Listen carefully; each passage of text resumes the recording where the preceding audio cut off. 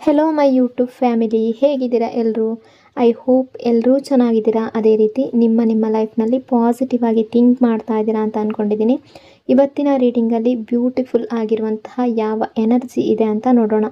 ಮೊದಲು ಕಾಮ್ ಆಗಿ ಕೂತ್ಕೊಳ್ಳಿ, ಡೀಪ್ ಬ್ರೀತನ್ನು ತಗೊಳ್ಳಿ, ನಿಮ್ಮ ಮೈಂಡ್ ಮತ್ತು ಮನಸ್ಸನ್ನು ರಿಲ್ಯಾಕ್ಸ್ ಮಾಡ್ಕೊಳ್ಳಿ. ಈಗ ನಿಮ್ಮ ಪರ್ಸನ್ ಹೆಸರನ್ನು ಮನಸಾರೆ 3 ಬಾರಿ ನೆನಪಿಸ್ಕೊಳ್ಳಿ. ನಿಮ್ಮ ಪರ್ಸನ್ ಫೇಸನ್ನು ಇಮ್ಯಾಜಿನ್ ಮಾಡ್ಕೊಳ್ಳಿ.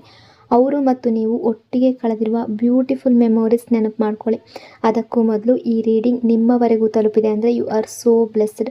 ಯೂನಿವರ್ಸ್ಗೆ ಗ್ರ್ಯಾಟಿಟ್ಯೂಡ್ ಹೇಳಿ, ಥ್ಯಾಂಕ್ ಯು ಯೂನಿವರ್ಸ್ ಅಂತ ಹೇಳಿ ನಿಮ್ಮ ಪರ್ಸನ್ ಎನರ್ಜಿಯನ್ನು ಫೀಲ್ ಮಾಡಿ. ಬ್ಯೂಟಿಫುಲ್ ಆಗಿರುವ ಎನರ್ಜಿ ಬಂದಾಗ ಅದನ್ನು ರಿಸೀವ್ ಮಾಡ್ಕೊಳ್ಳಿ. ಇದು ಜನರಲ್ ರೀಡಿಂಗ್ ಆಗಿರುತ್ತೆ. ಸೊ ಎಲ್ಲ ವಿಷಯಗಳು ಎಲ್ಲರಿಗೂ ಮ್ಯಾಚ್ ಆಗಲೇಬೇಕು ಅಂತ ಇಲ್ಲ. ನಿಮ್ಮ ಸಿಚುವೇಶನ್ಗೆ ಮ್ಯಾಚ್ ಆಗುವ ಎನರ್ಜಿ ಮಾತ್ರ ರಿಸೀವ್ ಮಾಡ್ಕೊಳ್ಳಿ. ಯಾವುದಾದ್ರೂ ಭಾಗ ನಿಮಗೆ ಮ್ಯಾಚ್ ಆಗಲಿಲ್ಲ ಅಂದರೆ ಅದನ್ನು ಫೋರ್ಸ್ ಆಗಿ ತಗೊಳ್ಬೇಡಿ. ಈ ರೀಡಿಂಗ್ನ ಉದ್ದೇಶ ಏನು ಅಂದರೆ, ಈ ಕ್ಷಣದ ಪ್ರೆಸೆಂಟ್ ಎನರ್ಜಿ ಯಾವ ರೀತಿ ಇದೆ, ನಿಮ್ಮಿಬ್ಬರ ನಡುವೆ ಯಾವ ರೀತಿಯ ಎಮೋಷನ್ಸ್ ಅಥವಾ ವೈಬ್ಸ್ ನಡೀತಾ ಇದೆ, ಅದನ್ನು ನಿಮಗೆ ತಿಳಿಸುವ ಒಂದು ಸಣ್ಣ ಪ್ರಯತ್ನ ಅಷ್ಟೆ. ಹಾಗಾಗಿ ಓವರ್ ಆಗಿ ನೆಗೆಟಿವ್ ಆಗಿ ಯೋಚನೆ ಮಾಡಬೇಡಿ. ನಿಮ್ಮ ಮನಸ್ಸನ್ನು ಅನಾವಶ್ಯಕ ಭಯಗಳಿಂದ ತುಂಬಿಸ್ಕೊಳ್ಬೇಡಿ. ಯಾವುದೇ ರಿಲೇಷನ್ಶಿಪ್ಪಲ್ಲಿ ಆಗಿರಲಿ, ಪಾಸಿಟಿವ್ ಎನರ್ಜಿ ಅನ್ನೋದು ತುಂಬ ಇಂಪಾರ್ಟೆಂಟ್ ಆಗಿರುತ್ತೆ. ರೀಡಿಂಗನ್ನು ನೋಡಬೇಕಾದ್ರೆ ವಿಡಿಯೋನ ಲೈಕ್ ಮಾಡ್ಕೊಳ್ಳಿ. ಅದೇ ರೀತಿ ಚಾನಲ್ನ ಸಬ್ಸ್ಕ್ರೈಬ್ ಮಾಡಿಕೊಂಡು ಕನೆಕ್ಟ್ ಆಗಿ. ಮೊದಲಿಗೆ ಯಾವ ಎನರ್ಜಿ ಇದೆ ಅಂತ ನೋಡೋದಾದರೆ, ಡೀಪ್ ರಿಯಲೈಸೇಷನ್ ಎನರ್ಜಿ ಇದೆ. ನಿಮ್ಮ ಪರ್ಸನ್ ಎನರ್ಜಿ ಪ್ರೆಸೆಂಟ್ ಎನರ್ಜಿ ಪ್ರಕಾರ ಮೊದಲೆಲ್ಲ ತುಂಬ ಸ್ಟ್ರಾಂಗಾಗಿ ಕಾಣಿಸ್ತಾ ಇರೋದು ಒಂದು ದೊಡ್ಡ ಬದಲಾವಣೆ ಆಗಿದೆ. ಇದು ಹೊರಗಡೆ ಕಾಣೋ ಅಂತಹ ಬದಲಾವಣೆ ಅಲ್ಲ, ಮನಸ್ಸಿನ ಒಳಗಡೆ ನಡೀತಾ ಇರುವಂತಹ ಬದಲಾವಣೆ. ತುಂಬ ದಿನಗಳಿಂದ ಅವರ ಭಾವನೆಗಳನ್ನೇ ಅವರೊಳಗಡೆ ಒತ್ತಿ ಹಿಡ್ಕೊಂಡಿದ್ದ ವ್ಯಕ್ತಿ ಈಗ ನಿಧಾನವಾಗಿ ತನ್ನ ಮನಸ್ಸಿನ ಜೊತೆ ಮುಖಾಮುಖಿ ಆಗ್ತಾ ಇದ್ದಾರೆ ಅನ್ನೋ ಅನುಭವ ಬರ್ತಾ ಇದೆ ಅವ್ರಿಗೆ. ಒಂದು ಟೈಮ್ನಲ್ಲಿ ನಿಮ್ಮ ಬೆಲೆ ಅವ್ರಿಗೆ ಗೊತ್ತಾಗ್ತಾ ಇರಲಿಲ್ಲ. ನೀವು ಎಷ್ಟು ಕಾಳಜಿ, ಎಷ್ಟು ಕೇರ್ ತೋರಿಸಿದ್ರು, ಎಷ್ಟು ಸಮಯ ಕೊಟ್ಟರು ಕೂಡ, ಎಷ್ಟು ಸಹನೆ ಇಟ್ಟರೂ ಕೂಡ ಅವರು ಅದನ್ನು ನಾರ್ಮಲ್ ಅಂತ ತಗೊಂಡಿರ್ಬೋದು. ಯಾರಾದರೂ ನಮ್ಮ ಜೊತೆಗೆ ಯಾವಾಗಲೂ ಇರ್ತಾರೆ ಅಂದರೆ ಅದರ ವ್ಯಾಲ್ಯೂ ಕೆಲವೊಮ್ಮೆ ಅರ್ಥ ಆಗೋದಿಲ್ಲ. ಆದರೆ ಈಗ ಪರಿಸ್ಥಿತಿ ಬೇರೆ ಇದೆ. ಇವತ್ತು ಅವರು ಒಬ್ಬರೇ ಕೂತು ಯೋಚನೆ ಮಾಡುವ ಕ್ಷಣಗಳು ಹೆಚ್ಚಾಗಿದೆ. ಯಾರಿಗೂ ಹೇಳದೆ ಅವರ ಮನಸ್ಸಿನಲ್ಲಿ ನಿಮ್ಮ ಬಗ್ಗೆ ಯೋಚನೆ ಮಾಡ್ತಾ ಇದ್ದಾರೆ. ನಾನು ಯಾಕೆ ಹೀಗೆ ಮಾಡಿದೆ, ಅವ್ರು ನನ್ನ ಜೊತೆ ಎಷ್ಟು ಚೆನ್ನಾಗಿದ್ದರು, ನಾನು ಯಾಕೆ ಅರ್ಥ ಮಾಡ್ಕೊಳ್ಳಿಲ್ಲ, ಅವರ ಜಾಗದಲ್ಲಿ ಬೇರೆ ಯಾರೇ ಇದ್ದರೂ ಕೂಡ ಇಷ್ಟು ಅರ್ಥ ಮಾಡ್ಕೊಳ್ತಾ ಇದ್ದೀರಾ, ಇಂಥ ಪ್ರಶ್ನೆಗಳು ಅವರೊಳಗಡೆ ಮತ್ತೆ ಮತ್ತೆ ಬರ್ತಾ ಇದೆ. ನಿಮ್ಮಲ್ಲಿ ಕೆಲವರಿಗೆ ಈ ರಿಲೇಷನ್ಶಿಪ್ ತುಂಬ ಹಳೆಯದಾಗಿರ್ಬೋದು, ಕೆಲವರಿಗೆ ವರ್ಷಗಳ ಕಾಂಟ್ಯಾಕ್ಟ್ ಇರ್ಬೋದು, ಕೆಲವರಿಗೆ ಆನ್ ಆ್ಯಂಡ್ ಆಫ್ ಸಿಚುವೇಶನ್ ಇರ್ಬೋದು. ಹತ್ತಿರ ಬರೋದು ಮತ್ತೆ ದೂರ ಹೋಗೋದು, ಮಾತು ಶುರು ಆಗೋದು ಮತ್ತೆ ಸೈಲೆನ್ಸ್ ಆಗೋದು, ಈ ಸೈಕಲ್ ತುಂಬ ಸಲ ನಡೆದಿರ್ಬೋದು. ಆದರೆ ಈಗ ಅವರು ಹಿಂದಿನ ರೀತಿ ಯೋಚನೆ ಮಾಡ್ತಾ ಇಲ್ಲ. ಹಿಂದೆ ಅವರು ಅವರ ಈಗೋದಿಂದ ನಿರ್ಧಾರ ತಗೊಂಡಿರ್ಬೋದು, ಈಗ ಹೃದಯದಿಂದ ಯೋಚನೆ ಮಾಡ್ತಾ ಇದ್ದಾರೆ. ಇದರಲ್ಲಿ ದೊಡ್ಡ ವ್ಯತ್ಯಾಸ ಇದೆ. ನಿಮ್ಮ ಬಗ್ಗೆ ಯೋಚನೆ ಮಾಡಿದಾಗ ಈಗ ಅವರಿಗೆ ಕೋಪ ಬರ್ತಾ ಇಲ್ಲ, ಬದಲಿಗೆ ಒಂದು ಖಾಲಿತನ ಕಾಣಿಸ್ತಾ ಇದೆ. ಯಾಕೆಂದರೆ ನೀವು ಕೊಟ್ಟ ಪ್ರೀತಿ ಈಗ ನೆನಪಾಗ್ತಾ ಇದೆ. ನೀವು ಮಾಡಿದ ಸಣ್ಣ ಸಣ್ಣ ಎಫರ್ಟ್ ಅವರಿಗೆ ನೆನಪಾಗ್ತಾ ಇದೆ. ನೀವು ಕೇಳಿದ ಪ್ರಶ್ನೆಗಳು, ನೀವು ಕಾಳಜಿ ಇಟ್ಟ ಕ್ಷಣ, ನೀವು ಕಾದಂತಹ ಸಮಯ, ಇದೆಲ್ಲ ಈಗ ಅವರ ಮನಸ್ಸಿನಲ್ಲಿ ಸಿನಿಮಾದ ಹಾಗೆ ಓಡ್ತಾ ಇದೆ. ನಿಮ್ಮಲ್ಲಿ ಕೆಲವರು ಈಗಾಗಲೇ ತುಂಬ ನೋವು ಅನುಭವಿಸಿರ್ಬೋದು. ಇವ್ರಿಗೆ ನನ್ನ ಬೆಲೆ ಯಾವತ್ತೂ ಗೊತ್ತಾಗಲ್ಲ ಅಂತ ಅಂದ್ಕೊಂಡಿರ್ಬೋದು. ಆದರೆ ಎನರ್ಜಿಯ ಪ್ರಕಾರ ತಡವಾಗಿ ಆದರೂ ಅರ್ಥ ಆಗ್ತಾ ಇದೆ, ತಡವಾಗಿ ಆದರೂ ಅರಿವು ಬರ್ತಾ ಇದೆ. ಒಂದು ವೇಳೆ ಈಗ ಇವರು ನಿಮ್ಮ ಜೊತೆ ಮಾತಾಡ್ತಾ ಇಲ್ಲ ಅಂದರೂ ಕೂಡ, ಅಥವಾ ಒಂದು ವೇಳೆ ಹೊರಗಡೆ ಎಲ್ಲವೂ ನಾರ್ಮಲ್ ಅಂತ ಕಾಣಿಸಿದ್ರು ಕೂಡ, ಮನಸ್ಸಿನ ಒಳಗಡೆ ಅವರು ತುಂಬ ಬದಲಾಗ್ತಾ ಇದ್ದಾರೆ. ಅವರು ಈಗ ಅವರ ತಪ್ಪುಗಳನ್ನು ಸಮರ್ಥನೆ ಮಾಡಿಕೊಳ್ಳುವ ಸ್ಟೇಜ್ನಲ್ಲಿ ಇಲ್ಲ, ಬದಲಿಗೆ ಆ ತಪ್ಪುಗಳ ಪರಿಣಾಮವನ್ನು ಅನುಭವಿಸ್ತಾ ಇರುವಂತಹ ಸ್ಟೇಜ್ನಲ್ಲಿದ್ದಾರೆ. ಸೊ ಅದೇ ಕಾರಣಕ್ಕೆ ನಿಮ್ಮ ಎನರ್ಜಿ ಅವರ ಮನಸ್ಸಿನಲ್ಲಿ ಹಿಂದೆಗಿಂತಲೂ ಬಹಳ ಜಾಸ್ತಿ ಕೆಲಸ ಮಾಡ್ತಾ ಇದೆ. ಈ ಬದಲಾವಣೆ ಇನ್ನೂ ಆರಂಭ ಮಾತ್ರ. Emotional awakening energy. ನಿಮ್ಮ ಪರ್ಸನ್ ಈಗ ಮೊದಲಿನ ರೀತಿ ಅವರ ಭಾವನೆಗಳಿಂದ ಓಡಿ ಹೋಗೋದಕ್ಕೆ ಆಗ್ತಾ ಇಲ್ಲ. ಹಿಂದೆ ಅವರು ಬ್ಯುಸಿ ಆಗಿರ್ಬೋದು, ಕೆಲಸದಲ್ಲಿ ಮುಳುಗಿರ್ಬೋದು, ಅಥವಾ ಫ್ರೆಂಡ್ಸ್ ಜೊತೆ ಟೈಮ್ ಕಳೀತಾ ಇರ್ಬೋದು, ಅಥವಾ ಬೇಕು ಅಂತಲೇ ಅವರ ಮನಸ್ಸನ್ನು ಬೇರೆ ಕಡೆಗೆ ತಿರುಗಿಸ್ಕೊಳ್ತಾ ಇರ್ಬೋದು. ಈಗ ಪರಿಸ್ಥಿತಿ ಅನ್ನೋದು ಸ್ವಲ್ಪ ಬದಲಾಗ್ತಾ ಇದೆ. ಯಾಕೆಂದರೆ ಮನುಷ್ಯ ಎಷ್ಟೇ ಹೊರಗಿನ ಜಗತ್ತಿನಲ್ಲಿ ಬ್ಯುಸಿ ಇದ್ದರೂ ಕೂಡ ಒಬ್ಬರೇ ಇದ್ದಾಗ ಅಥವಾ ನೈಟ್ ಟೈಮ್ನ ಮುಂಚೆ ಅವರ ಮನಸ್ಸಿನ ಮುಂದೆ ಒಬ್ಬನೇ ಇರಬೇಕು. ಅದೇ ಟೈಮ್ನಲ್ಲಿ ನಿಮ್ಮ ನೆನಪುಗಳು ಅವರನ್ನು ಬಿಡ್ತಾ ಇಲ್ಲ. ನಿಮ್ಮಲ್ಲಿ ಕೆಲವರು ಆಶ್ಚರ್ಯ ಪಡ್ಬೋದು, ಇಷ್ಟೊಂದು ದಿನ ನನ್ನ ಬಗ್ಗೆ ಯೋಚಿಸದೇ ಇದ್ದವರು ಈಗ ಯಾಕೆ ಯೋಚಿಸ್ತಾರೆ ಅಂತ. ಆದರೆ ಕೆಲವೊಮ್ಮೆ ದೂರನೇ ಒಬ್ಬ ವ್ಯಕ್ತಿಯ ನಿಜವಾದ ಬೆಲೆಯನ್ನು ಕಲಿಸುತ್ತೆ. ಹತ್ತಿರ ಇದ್ದಾಗ ಗಮನಿಸದ ಅನೇಕ ವಿಷಯಗಳು ದೂರ ಆದಮೇಲೆ ಅರ್ಥ ಆಗುತ್ತೆ. ಈಗ ಅವರು ಅದೇ ಸ್ಟೇಜ್ನಲ್ಲಿ ಹೋಗ್ತಾ ಇದ್ದಾರೆ. ನಿಮ್ಮ ಮಾತುಗಳು ನೆನಪಾಗ್ತಾ ಇದೆ, ನೀವು ಕೊಟ್ಟ ಎಚ್ಚರಿಕೆಗಳು ನೆನಪಾಗ್ತಾ ಇದೆ. ಒಂದು ಟೈಮ್ನಲ್ಲಿ ನೀವು ಹೇಳಿದ ಕೆಲವು ಮಾತುಗಳನ್ನು ಅವರು ಸೀರಿಯಸ್ ಆಗಿ ತಗೊಂಡಿರಲಿಲ್ಲ, ಆದರೆ ಈಗ ಅದೇ ಮಾತುಗಳು ಅವರ ತಲೆಯಲ್ಲಿ ಮತ್ತೆ ಮತ್ತೆ ಕೇಳಿಸ್ತಾ ಇದೆ. ಅವರಾಗ ಹೇಳಿದ್ದು ಸರಿ ಇತ್ತು, ನಾನಾಗ ಕೇಳಿಸ್ಕೊಂಡಿದ್ರೆ ಇವತ್ತು ಹೀಗಾಗ್ತಾ ಇತ್ತಾ, ಇಂಥ ಪ್ರಶ್ನೆಗಳು ಅವರ ಮನಸ್ಸಿನ ಒಳಗಡೆ ಓಡಾಡ್ತಾ ಇದೆ. ಸೊ ಎನರ್ಜಿ ಯಾಕೆಂದರೆ ಇಲ್ಲಿ ಕೇವಲ ಮಿಸ್ ಮಾಡಿಕೊಳ್ಳುವ ಎನರ್ಜಿ ಅಲ್ಲ, ಇದು ಎಮೋಷ್ನಲ್ ಅವೇಕ್ನಿಂಗ್. ಒಬ್ಬ ವ್ಯಕ್ತಿ ತನ್ನ ಭಾವನೆಗಳ ಬಗ್ಗೆ ನಿಜವಾಗಿ ಅರಿವು ಪಡೆಯುವಂತಹ ಸಮಯ. ಹಿಂದೆ ಅವರು ಪ್ರೀತಿಯನ್ನು ಪಡ್ಕೊಂಡಿರ್ಬೋದು, ಆದರೆ ಅದರ ಡೀಪ್, ಅದರ ಆಳ ಅರ್ಥ ಮಾಡ್ಕೊಂಡಿರಲಿಲ್ಲ. ಈಗ ಅವರು ಅರ್ಥ ಮಾಡ್ಕೊಳ್ಳುವ ಹಂತಕ್ಕೆ ಬಂದಿದ್ದಾರೆ. ನಿಮ್ಮ ಪ್ರೀತಿ ಯಾಕೆ ಡಿಫ್ರೆಂಟ್ ಆಗಿತ್ತು ಅನ್ನೋದನ್ನು ನಿಧಾನವಾಗಿ ಅರ್ಥ ಮಾಡ್ಕೊಳ್ತಾ ಇದ್ದಾರೆ.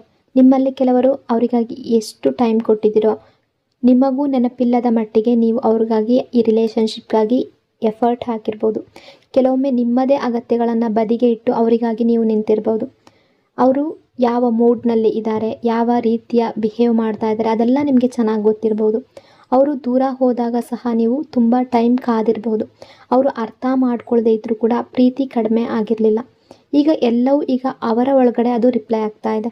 ಮತ್ತೊಂದು ವಿಚಾರ ಏನು ಅಂದರೆ, ಹೊರಗಡೆ ಅವರು ಎಲ್ಲ ಸರಿ ಇದೆ ಅನ್ನೋ ಹಾಗೆ ನಟಿಸ್ತಾ ಇರ್ಬೋದು, ಜನರ ಮುಂದೆ ನಗ್ಬೋದು, ಸೋಷಿಯಲ್ ಮೀಡಿಯಾದಲ್ಲಿ ನಾರ್ಮಲ್ ಆಗಿ ಕಾಣ್ಬೋದು, ಆದರೆ ಒಳಗಡೆ ಒಂದು ಭಾರ ಇನ್ನೂ ಹಾಗೇ ಇದೆ. ಯಾಕೆಂದರೆ ಮನಸ್ಸು ಈಗ ಸತ್ಯವನ್ನು ಒಪ್ಕೊಳ್ಳೋದಕ್ಕೆ ಶುರು ಮಾಡ್ತಾ ಇದೆ. ಹಿಂದೆ ನಿಮ್ಮನ್ನು ತಪ್ಪಾಗಿ ಅರ್ಥ ಮಾಡಿಕೊಂಡ ಸಂದರ್ಭಗಳು ನೆನಪಾಗ್ತಾ ಇದೆ.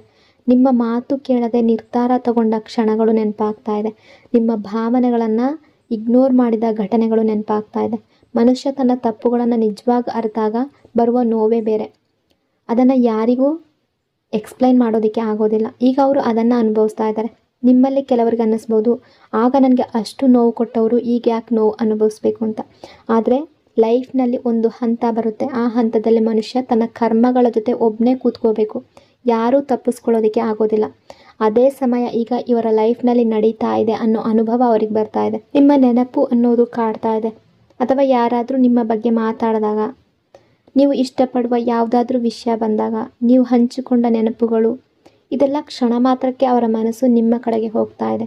ಇದು ಸಾಮಾನ್ಯವಾಗಿರುವ ನೆನಪು ಅಲ್ಲ, ಇದು ಹೃದಯ ಮತ್ತು ಕಾಂಟ್ಯಾಕ್ಟ್ ಹುಡುಕುವಂತಹ ಪ್ರಯತ್ನ. ಅವರು ಇನ್ನೂ ಸಂಪೂರ್ಣವಾಗಿ ಹೇಳೋಕೆ ಆಗ್ತಾ ಇಲ್ಲ ಅಷ್ಟೇ, ಇನ್ನೂ ಹೊರಗಡೆ ಬಂದು ಒಪ್ಕೊಳ್ಳೋದಕ್ಕೆ ಆಗ್ತಾ ಇಲ್ಲ. ಆದರೆ ಮನಸ್ಸಿನ ಒಳಗಡೆ ನಡೀತಾ ಇರುವ ಬದಲಾವಣೆ ತುಂಬ ದೊಡ್ಡದು. ಒಂದು ಟೈಮ್ನಲ್ಲಿ ಭಾವನೆಗಳನ್ನು ಹೈಡ್ ಮಾಡಿದ ವ್ಯಕ್ತಿ ಈಗ ಆ ಫೀಲಿಂಗ್ಸ್ಗಳಿಂದಲೇ ತುಂಬ ಸುತ್ತ ಹಾಕ್ಕೊಂಡಿದ್ದಾರೆ. ಸೊ ಎನರ್ಜಿಯ ಪ್ರಕಾರ ಅವರು ಕೇವಲ ನಿಮ್ಮನ್ನು ನೆನಪಿಸ್ಕೊಳ್ತಾ ಇಲ್ಲ, ಅವರು ನಿಮ್ಮ ವ್ಯಾಲ್ಯೂವನ್ನು ಅರಿಯೋದಕ್ಕೆ ಶುರು ಮಾಡಿದ್ದಾರೆ. ಈ ಅರಿವು ಇನ್ನೂ ಡೀಪ್ ಆಗ್ತಾ ಹೋಗ್ತಾ ಇದೆ, ಡಿಕ್ರೀಸ್ ಆಗ್ತಾ ಇಲ್ಲ, ಇನ್ಕ್ರೀಸ್ ಆಗ್ತಾನೆ ಹೋಗ್ತಾ ಇದೆ. ದಿನದಿಂದ ದಿನಕ್ಕೆ ಹೆಚ್ಚಾಗ್ತಾ ಇದೆ ನಿಮ್ಮ ನೆನಪು ಅನ್ನೋದು. ರಿಗ್ರೆಟ್ ಮತ್ತು ಕರ್ಮ ರಿಯಲೈಸೇಷನ್ ಎನರ್ಜಿ ಅವರಿಗೆ ತುಂಬ ಡೀಪ್ ಆಗಿರುವ ಭಾರವಾದ ಹೆವಿ ಫೀಲಿಂಗ್ ಬರ್ತಾ ಇದೆ. ಇದು ಕೇವಲ ನಿಮ್ಮನ್ನು ಮಿಸ್ ಮಾಡ್ತಾ ಇದ್ದಾರೆ ಅನ್ನೋ ಮಟ್ಟದ ಎನರ್ಜಿ ಅಲ್ಲ, ಇದು ಒಬ್ಬ ವ್ಯಕ್ತಿ ತನ್ನ ಲೈಫ್ನಲ್ಲಿ ಮಾಡಿದ ಕೆಲವು ನಿರ್ಧಾರಗಳ ಪರಿಣಾಮವನ್ನು ಮೊದಲ ಸಲ ನಿಜವಾಗಿ ಅವರು ಅನುಭವಿಸ್ತಾ ಇರುವಂತಹ ಎನರ್ಜಿ. ನಿಮ್ಮ ಪರ್ಸನ್ ಈಗ ಆ ಹಂತದಲ್ಲಿದ್ದಾರೆ.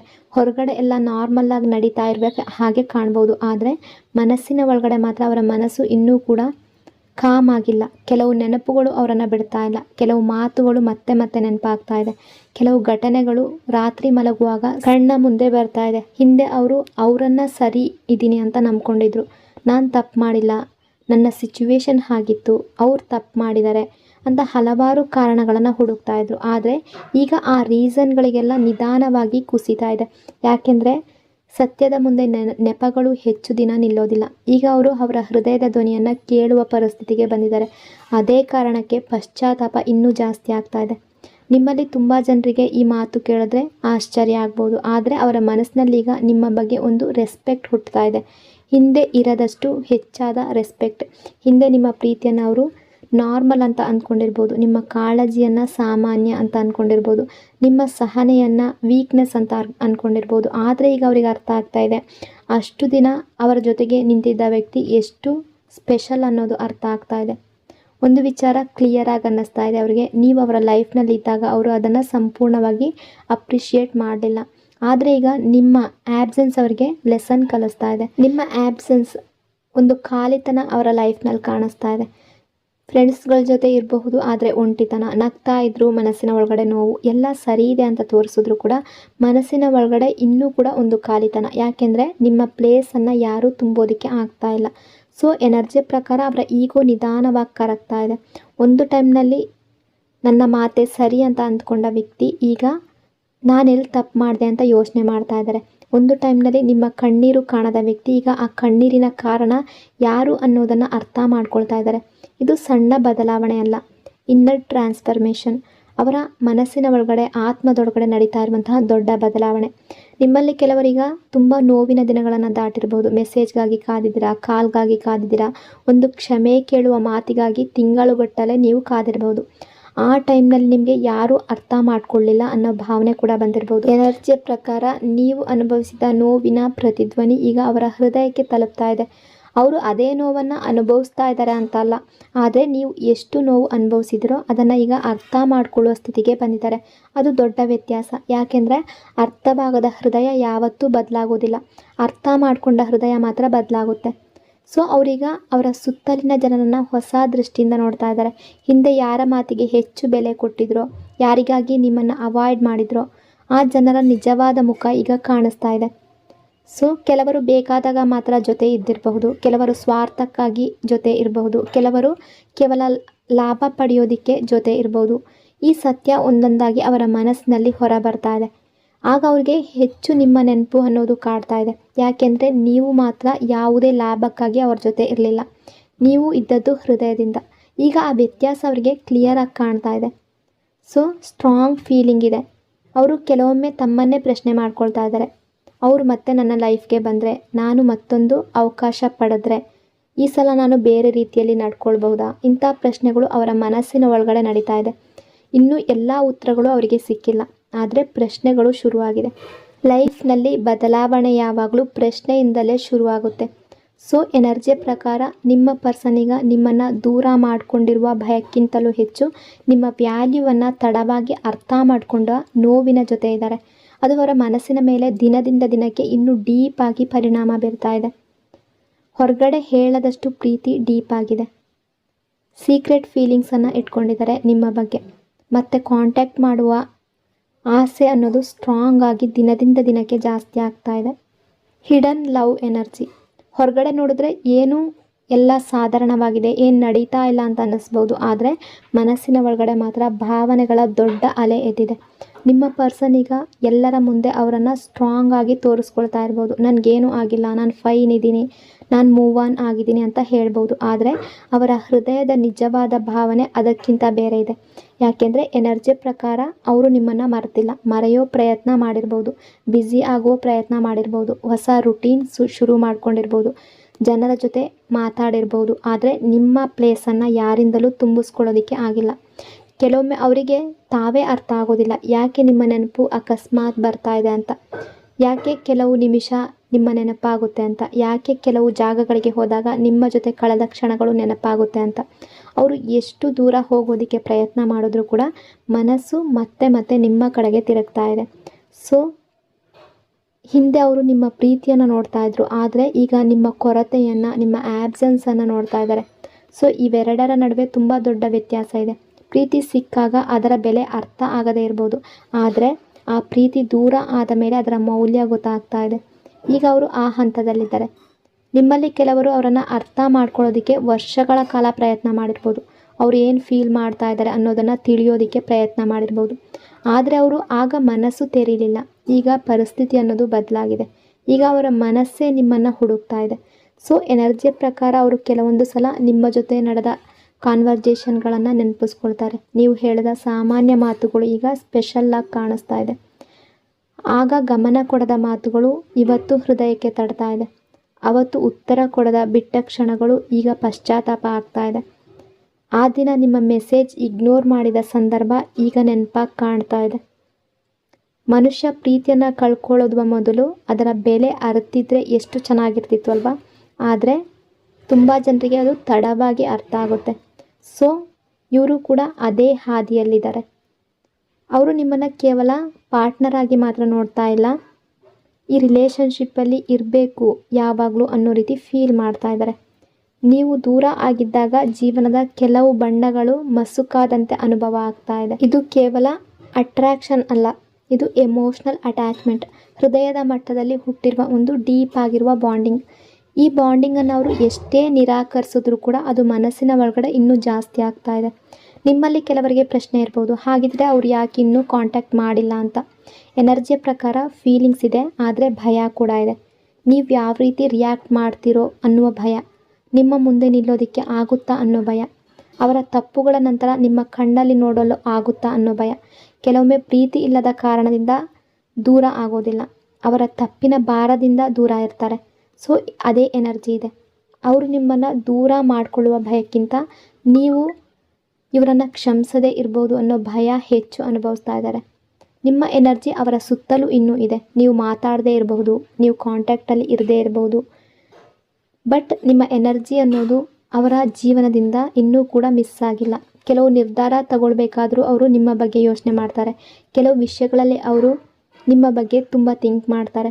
ಇದು ಹೃದಯದ ಸಂಪರ್ಕ ಇನ್ನೂ ಎಂಡ್ ಆಗಿಲ್ಲ ಅನ್ನೋ ಸೂಚನೆ.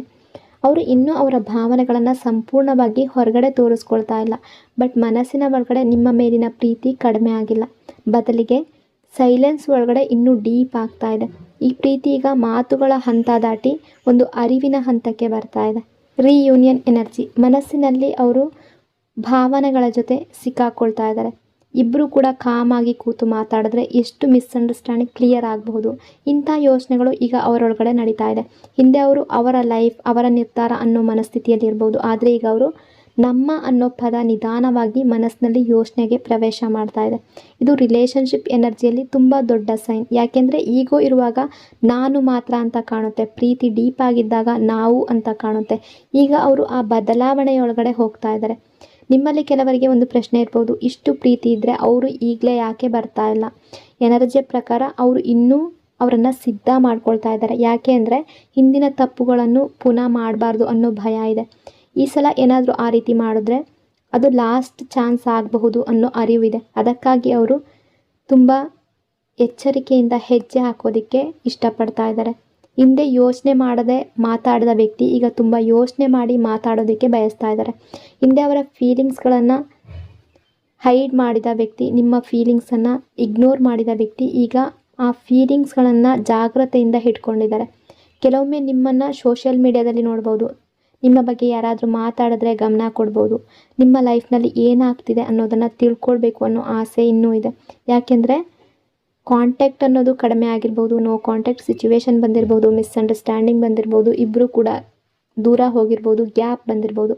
ಬಟ್ ನಿಮ್ಮ ಮೇಲಿರುವ ಪ್ರೀತಿ, ಇಂಟ್ರೆಸ್ಟ್ ಅನ್ನೋದು ಇನ್ನೂ ಕೂಡ ಕಡಿಮೆ ಆಗಿಲ್ಲ. ಮನಸ್ಸಿನಲ್ಲಿ ಇನ್ನೂ ಕೂಡ ಹಾಗೇ ಇದೆ. ಒಂದು ದಿನ ಎಲ್ಲವೂ ಸರಿಯಾಗಬಹುದು ಅನ್ನೋ ಹೋಪ್, ಒಂದು ದಿನ ನಾವು ಮತ್ತೆ ಮಾತಾಡ್ಬೋದು ಅನ್ನೋ ಹೋಪ್, ಒಂದು ದಿನ ನಾನು ಎಲ್ಲವನ್ನು ಎಕ್ಸ್ಪ್ಲೈನ್ ಮಾಡ್ಬೋದು ಅನ್ನೋ ಒಂದು ಹೋಪ್. ಈ ಆಸೆ ಅವರನ್ನು ಇನ್ನೂ ನಿಮ್ಮ ಎನರ್ಜಿಗೆ ಕನೆಕ್ಟ್ ಆಗಿಡ್ತಾ ಇದೆ. ನಿಮ್ಮಲ್ಲಿ ತುಂಬ ಜನರು ತುಂಬ ಟಯರ್ಡ್ ಆಗಿದ್ದೀರಾ. ಎಷ್ಟು ಕಾಯೋದು, ಎಷ್ಟು ಅರ್ಥ ಮಾಡ್ಕೊಳ್ಳೋದು, ಎಷ್ಟು ಸಹಿಸೋದು ಅಂತ ಅನಿಸಿರ್ಬೋದು. ಬಟ್ ಎನರ್ಜಿ ಪ್ರಕಾರ ನಿಮ್ಮ ಪರ್ಸನ್ ಈಗ ಮೊದಲಿನ ರೀತಿ ಇಲ್ಲ. ಬದಲಾವಣೆ ನಿಧಾನ ಆಗಿರ್ಬೋದು, ಆದರೆ ಆ ಬದಲಾವಣೆ ಅವರ ಮನಸ್ಸಿನಿಂದ ಬರ್ತಾ ಇದೆ. ಅವರೀಗ ನಿಮ್ಮ ಬೆಲೆ ಗೊತ್ತಿಲ್ಲದ ವ್ಯಕ್ತಿಯಲ್ಲ, ಅವರೀಗ ನಿಮ್ಮ ಬೆಲೆ ಕಳ್ಕೊಳ್ಳುವ ಭಯ ಇರುವ ವ್ಯಕ್ತಿ. ತುಂಬ ದೊಡ್ಡ ವ್ಯತ್ಯಾಸ. ಅವರು ಮನಸ್ಸಿನಲ್ಲಿ ನಿಮ್ಮ ಬಗ್ಗೆ ಫೀಲ್ ಮಾಡ್ಕೊಳ್ತಾ ಇದ್ದಾರೆ. ಬಹುಶಃ ಅವರು ಅದನ್ನು ಸಂಪೂರ್ಣವಾಗಿ ಒಪ್ಕೊಂಡಿಲ್ಲ, ಆದರೆ ಅವರ ಹೃದಯದಲ್ಲಿ ಒಂದು ಸ್ಥಳ ಇನ್ನೂ ನಿಮ್ಮದೇ ಆಗಿರುವ ಎನರ್ಜಿ ಇದೆ. ಆ ಪ್ಲೇಸ್ಗೆ ಯಾರನ್ನು ತೆಗೆದುಕೊಳ್ಳೋದಕ್ಕೆ ಅವರಿಗೆ ಸಾಧ್ಯ ಆಗ್ತಾ ಇಲ್ಲ. ನೀವು ಅವರ ಲೈಫ್ನಲ್ಲಿ ಸ್ಪೆಷಲ್ ವ್ಯಕ್ತಿ ಅಂತ ಅಂದ್ಕೊಳ್ತಾ ಇದ್ದಾರೆ. ಅಂದರೆ ಅವರ ಹೃದಯ ಈಗ ದೂರ ಹೋಗುವ ದಿಕ್ಕಿನಲ್ಲಿ ಅಲ್ಲ, ಮತ್ತೆ ಹತ್ತಿರ ಬರುವಂತಹ ದಿಕ್ಕಿನಲ್ಲಿ ಸಾಗ್ತಾ ಇದೆ. ಡಿವೈನ್ ಟೈಮಿಂಗ್ ಎನರ್ಜಿ ಮೊದಲಿನಿಂದ ಇಷ್ಟು ಹೊತ್ತು ಬಂದ ಎಲ್ಲ ಎನರ್ಜಿಗಳಿಗಿಂತ ಸ್ವಲ್ಪ ಡಿಫ್ರೆಂಟ್ ಆಗಿದೆ. ಯಾಕೆಂದರೆ ಇಲ್ಲಿ ಪ್ರೀತಿಗಿಂತ ಹೆಚ್ಚಾಗಿ ಕಾಣಿಸ್ತಾ ಇರೋದು ಅರಿವು, ಭಾವನೆಗಳಿಗಿಂತ ಹೆಚ್ಚಾಗಿ ಕಾಣಿಸ್ತಾ ಇರೋದು ಅವರ ಮನಸ್ಸಿನಲ್ಲಿರುವ ಬೆಳವಣಿಗೆ. ನಿಮ್ಮ ಪರ್ಸನ್ ಲೈಫ್ನಲ್ಲಿ ಈಗ ನಡೀತಾ ಇರೋದು ಕೇವಲ ರಿಲೇಷನ್ಶಿಪ್ ಚೇಂಜ್ ಅಲ್ಲ, ಅವರ ಮನಸ್ಸಿನ ಒಳಗಡೆ ನಡೀತಾ ಇರುವ ಟ್ರಾನ್ಸ್ಫರ್ಮೇಷನ್. ಒಂದು ಟೈಮ್ನಲ್ಲಿ ಅವರು ಅವರ ಹೃದಯದ ಮಾತು ಕೇಳದೇ ಇರ್ಬೋದು, ಹೊರಗಿನ ಜನರ ಮಾತು ಕೇಳಿರ್ಬೋದು, ಅಥವಾ ಸಿಚುವೇಶನ್ನ ಪ್ರಭಾವಕ್ಕೆ ಒಳಗಾಗಿರ್ಬೋದು. ಅವರ ಈಗೋ, ಕೋಪ, ಕನ್ಫ್ಯೂಷನ್ ಇದೆಲ್ಲ ಸತ್ಯ ಅಂತ ನಂಬಿರ್ಬೋದು. ಆದರೆ ಈಗ ಜೀವನ ಅವರನ್ನು ನಿಲ್ಲಿಸಿ ಕೆಲವು ಪ್ರಶ್ನೆಗಳನ್ನು ಕೇಳ್ತಾ ಇದೆ. ನಿಜವಾಗ್ಲೂ ನಿನಗೆ ಬೇಕಾಗಿರೋದು ಏನು? ನಿನ್ನ ಲೈಫ್ನಲ್ಲಿ ಮುಖ್ಯ ಆದವರು ಯಾರು? ಯಾರನ್ನು ದೂರ ಮಾಡಿಕೊಂಡೆ? ಇನ್ನೂ ಅವರನ್ನು ನೆನಪು ಮಾಡ್ಕೊಳ್ತಾ ಇದೆಯಾ? ಈ ಪ್ರಶ್ನೆಗಳಿಂದ ಓಡಿ ಹೋಗೋದು ಅವರಿಗೆ ಸಾಧ್ಯ ಆಗ್ತಾ ಇಲ್ಲ. ಸೊ ಈ ಕಾರಣಕ್ಕೆ ಅವರು ಮೊದಲಿಗಿಂತ ಹೆಚ್ಚು ಮೆಚ್ಯೂರ್ ಆಗ್ತಾ ಇದ್ದಾರೆ. ಹಿಂದೆ ಎಲ್ಲದಕ್ಕೂ ರಿಯಾಕ್ಟ್ ಮಾಡ್ತಾ ಇದ್ದ ವ್ಯಕ್ತಿ ಈಗ ಯೋಚನೆ ಮಾಡಿ ಉತ್ತರ ಕೊಡೋದಕ್ಕೆ ಕಲಿತಾ ಇದ್ದಾರೆ. ಹಿಂದೆ ಅರ್ಥ ಮಾಡ್ಕೊಳ್ಳೋದೇ ದೂರ ನಡೀತಾ ಇದ್ದ ವ್ಯಕ್ತಿ ಈಗ ಅರ್ಥ ಮಾಡ್ಕೊಳ್ಳೋದಕ್ಕೆ ಪ್ರಯತ್ನ ಪಡ್ತಾ ಇದ್ದಾರೆ. ಇದು ಹೊರಗಡೆ ಯಾರಿಗೂ ಕಾಣದೇ ಇರುವಂತಹ ಬೆಳವಣಿಗೆ, ಆದರೆ ಮನಸ್ಸಿನ ಒಳಗಡೆ ಬಹಳ ದೊಡ್ಡ ಬದಲಾವಣೆ ನಡೀತಾ ಇದೆ. ಸೊ ಎನರ್ಜಿ ಒಂದು ವಿಷಯ ಮತ್ತೆ ಮತ್ತೆ ಹೇಳ್ತಾ ಇದೆ, ನೀವು ಎಷ್ಟು ದಿನಗಳಿಂದ ಉತ್ತರ ಹುಡುಕ್ತಾ ಇದ್ದೀರೋ ಈಗ ಅದೇ ಉತ್ತರ ನಿಧಾನವಾಗಿ ರೂಪುಗೊಳ್ತಾ ಇದೆ. ಆದರೆ ಟೈಮಿಂಗ್ ಇನ್ನೂ ಸಂಪೂರ್ಣವಾಗಿ ಬಂದಿಲ್ಲ. ಅದಕ್ಕೆ ಈಗ ನಿಮ್ಮ ರಿಲೇಷನ್ಶಿಪ್ಪಲ್ಲಿ ಎಲ್ಲ ಸ್ಲೋ ಆಗಿದೆ ಅಂತ ನಿಮಗೆ ಅನ್ನಿಸ್ತಾ ಇರ್ಬೋದು. ಕೆಲವೊಮ್ಮೆ ನಿಮಗೆ ಅನ್ನಿಸ್ಬೋದು ಇಷ್ಟೊಂದು ಎನರ್ಜಿ ಇದ್ದರೂ ಕೂಡ ಆ್ಯಕ್ಷನ್ ಯಾಕೆ ಕಾಣಿಸ್ತಾ ಇಲ್ಲ ಅಂತ. ಸೊ ಜೀವನದಲ್ಲಿ ಕೆಲವು ಬಾಗಿಲುಗಳು ಬಲವಂತವಾಗಿ ತೆರೆಯೋದಿಲ್ಲ, ಸರಿಯಾದ ಸಮಯ ಬಂದಾಗ ಮಾತ್ರ ತೆರೆದುಕೊಳ್ಳುತ್ತೆ. ಒಂದು ಹಣ್ಣು ಮರದಲ್ಲಿ ಹಣ್ಣಾಗೋದಕ್ಕೆ ಸಮಯ ಬೇಕಾದ ಹಾಗೆ ಕೆಲವು ಸಂಬಂಧಗಳಿಗೂ ಸಮಯ ಬೇಕಾಗುತ್ತೆ. ಆ ಸಮಯವನ್ನು ಯಾರೂ ಫೋರ್ಸ್ ಮಾಡೋದಕ್ಕೆ ಆಗೋದಿಲ್ಲ. ನಿಮ್ಮ ಪರ್ಸನ್ ಈಗ ಲೆಸನ್ ಕಲಿತಾ ಇದ್ದಾರೆ, ನೀವು ನಿಮ್ಮ ಶಕ್ತಿಯನ್ನು ಮತ್ತೆ ಪಡ್ಕೊಳ್ತಾ ಇದ್ದೀರಾ.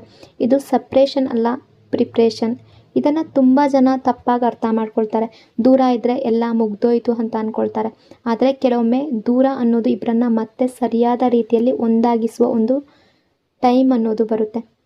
ಸೊ ನಿಮ್ಮಲ್ಲಿ ತುಂಬ ಜನರು ಭಯದಲ್ಲಿರ್ಬೋದು, ಅವ್ರು ಮತ್ತೆ ಬರ್ತಾರಾ, ಬರದೇ ಇದ್ದರೆ ನಾನು ಇಷ್ಟು ದಿನ ಕಾದಿದ್ದು ವೇಸ್ಟ್ ಆಗುತ್ತಾ, ಇದು ನಿಜವಾಗ್ಲೂ ಆದರೆ ಈ ಪ್ರಶ್ನೆಗಳು ಸಹಜ. ಬಟ್ ಎನರ್ಜಿಯ ಪ್ರಕಾರ ಭಯದಿಂದ, ಓವರ್ ಥಿಂಕಿಂಗಿಂದ ನೆಗೆಟಿವ್ ಎನರ್ಜಿ ಮಾತ್ರ ಜಾಸ್ತಿ ಆಗುತ್ತೆ. ಸೊ ಈಗ ನಿಮ್ಮ ಕೆಲಸ ಅವರ ಹಿಂದೆ ಚೇಸ್ ಮಾಡೋದು ಅಲ್ಲ, ಅವರನ್ನು ಬದಲಾಯಿಸೋದಕ್ಕೆ ಪ್ರಯತ್ನ ಮಾಡೋದು ಕೂಡ ಅಲ್ಲ, ನಿಮ್ಮ ಮನಸ್ಸಿನ ಸಮಾಧಾನವನ್ನು ಮರಳಿ ಪಡೆಯೋದು, ನಿಮ್ಮ ಕಾನ್ಫಿಡೆನ್ಸನ್ನು ಮತ್ತೆ ಕಟ್ಕೊಳ್ಳೋದು, ನಿಮ್ಮ ಲೈಫನ್ನು ನೀವು ಮತ್ತೆ ಪ್ರೀತಿಸೋದಕ್ಕೆ ಶುರು ಮಾಡೋದು. ಇದು ನಿಮಗೆ ವಿಚಿತ್ರವಾಗಿ ಕಾಣಿಸ್ಬೋದು, ಆದರೆ ನಿಮ್ಮ ಬೆಳಕಿಗೆ ನೀವು ಮರಳಿ ಹೋದಾಗಲೇ ಅವರು ನಿಮ್ಮ ವ್ಯಾಲ್ಯೂವನ್ನು ಇನ್ನೂ ಡೀಪಾಗಿ ಅರ್ಥ ಮಾಡ್ಕೊಳ್ತಾರೆ. ಸೊ ನೀವು ಅನುಭವಿಸಿದ ಪ್ರೀತಿ ಅನ್ನೋದು ವೇಸ್ಟ್ ಆಗೋದಿಲ್ಲ. ನೀವು ಕೊಟ್ಟ ನಿಜವಾದ ಪ್ರೀತಿ ಅವರ ಹೃದಯದ ಮೇಲೆ ಗುರುತು ಬಿಟ್ಟಿದೆ. ಅದು ಇವತ್ತಲ್ದಿದ್ರೆ ನಾಳೆ ಅಲ್ದಿದ್ರೆ ಸರಿಯಾದ ಸಮಯ ಬಂದಾಗ ಅದರ ರಿಸಲ್ಟನ್ನು ತೋರಿಸುತ್ತೆ. ನಿಮಗೆ ಯಾವ ಏಂಜಲ್ ಗೈಡೆನ್ಸ್ ಇದೆ ಅಂತ ನೋಡೋದಾದರೆ ಟೆನ್ಷನನ್ನು ಬಿಡಿ. ಪ್ರತಿ ನಿಮಿಷ ಅವರ ಬಗ್ಗೆ ಯೋಚನೆ ಮಾಡಿ. ನಿಮ್ಮ ಮನಸ್ಸನ್ನು ಟಯರ್ಡ್ ಮಾಡ್ಕೊಳ್ಬೇಡಿ. ಈಗಲೇ ಕಾಲ್ ಮಾಡಬೇಕು, ಈಗಲೇ ಕಾಲ್ ಬರಬೇಕು, ಮೆಸೇಜ್ ಮಾಡಬೇಕು, ಒತ್ತಾಯ ಮಾಡಬೇಕು, ಉತ್ತರ ಬೇಕು ಅನ್ನೋ ಎನರ್ಜಿ ಈಗ ಸರಿಯಾದ ಸಮಯದಲ್ಲಿಲ್ಲ. ಯಾಕೆಂದರೆ ಕೆಲವು ಉತ್ತರಗಳು ಮಾತಿನಿಂದ ಬರೋದಿಲ್ಲ, ವ್ಯಕ್ತಿಯ ಬದಲಾವಣೆಯಿಂದ ಬರುತ್ತೆ. ನಿಮ್ಮ ಫೇತ್, ನಿಮ್ಮ ನಂಬಿಕೆಯನ್ನು ಕಳ್ಕೊಳ್ಬೇಡಿ. ಆದರೆ ಬ್ಲೈಂಡ್ ವೇಟಿಂಗ್ ಕೂಡ ಮಾಡಬೇಡಿ. ನಿಮ್ಮ ಜೀವನವನ್ನು ಸ್ಟಕ್ ಮಾಡ್ಕೊಳ್ಬೇಡಿ. ನಿಮ್ಮ ಕನಸುಗಳನ್ನು ಮುಂದಕ್ಕೆ ಹಾಕಬೇಡಿ. ನಿಮ್ಮ ಹ್ಯಾಪಿನೆಸ್ ಅವರ ನಿರ್ಧಾರದ ಮೇಲೆ ಇಡಬೇಡಿ. ನಿಮ್ಮ ಲೈಫ್ನ ಕೇಂದ್ರ ಬಿಂದು ನೀವೇ ಆಗಿರಬೇಕು. ಸೊ ಈ ರಿಲೇಷನ್ಶಿಪ್ ಎನರ್ಜಿ ಇನ್ನೂ ಕೂಡ ಮುಗ್ದಿಲ್ಲ ಅನ್ನೋ ಎನರ್ಜಿ ಇದೆ. ಆದರೆ ಮುಂದಿನ ಅಧ್ಯಾಯ ಯಾವಾಗ ಆರಂಭ ಆಗುತ್ತೆ ಅನ್ನೋದಕ್ಕಿಂತ ಈ ಅಧ್ಯಾಯ ಶುರು ಆದಾಗ ನೀವು ಯಾವ ಸ್ಥಿತಿಯಲ್ಲಿ ಇರ್ತೀರಾ ಅನ್ನೋದು ಹೆಚ್ಚು ಮುಖ್ಯ. ಸೊ ನಿಮ್ಮ ಮನಸ್ಸಿಗೆ ಸಮಾಧಾನವನ್ನು ಕೊಡಿ. ನಿಮ್ಮ ಬದುಕಿನಲ್ಲಿ ಹ್ಯಾಪಿನೆಸ್ಸನ್ನು ಕಂಡುಕೊಳ್ಳಿ. ಸರಿಯಾದ ಸಮಯ ಬಂದಾಗ ಬರಬೇಕಾಗಿರೋದು ಅದರ ದಾರಿಯನ್ನು ಹುಡ್ಕೊಂಡು ನಿಮ್ಮ ಕಡೆಗೆ ಬಂದೇ ಬರುತ್ತೆ. ಸೊ ಇದು ಇವತ್ತಿನ ಎನರ್ಜಿ. ಇವತ್ತಿನ ರೀಡಿಂಗ್ ನಿಮಗೆ ಇಷ್ಟ ಆಗಿದೆ ಅಂದ್ಕೊಂಡಿದ್ದೀನಿ. ಇಷ್ಟ ಆಗಿದರೆ ಪಾಸಿಟಿವ್ ಆಗಿ ಕಮೆಂಟ್ ಮಾಡಿ. ನಿಮ್ಮ ಪ್ರೀತಿ, ನಿಮ್ಮ ಸಪೋರ್ಟ್ಗೆ thank you so much. Lots and lots of love. ಇನ್ನೊಂದು ಬ್ಯೂಟಿಫುಲ್ ರೀಡಿಂಗಲ್ಲಿ ಮತ್ತೆ ಸಿಗ್ತೀನಿ. ಅಲ್ಲಿವರೆಗೂ take care. God bless you all.